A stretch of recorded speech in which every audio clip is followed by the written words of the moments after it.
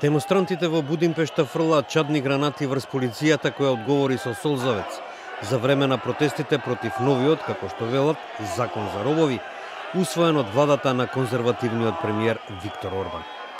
Повеќе од 15.000 луѓе, според извештаите на локалните медиуми, им се приклучија на демонстрациите, првиот како Орбан се врати на власт во 2010 година. Исто така за прв пат сите опозицијски партии од зелените до крајната десница се најдоа под истото антивладино знаме.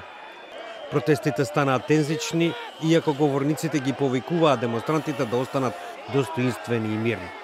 Протестите беа на повик на синдикатите кои се налутени од реформите што ги зголемуваат годишните прековремени работни часови, што работодавачите може да ги побараат од 250 до 400 часа и прето им се дозволува да одложат исплатата за овие часови до 3 години.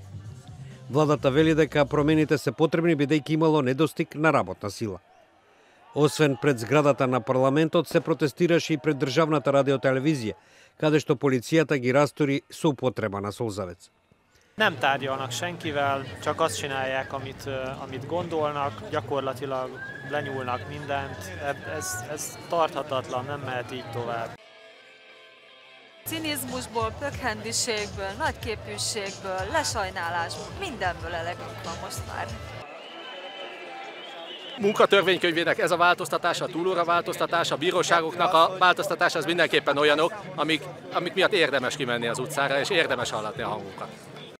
Другите реформи усвоени од парламентот, во кој доминира владеачката партија на Орбан, вклучуваат закон со кој ќе се отвори патот за нови административни судови, кои пак ќе бидат под контрола на министерот за правда.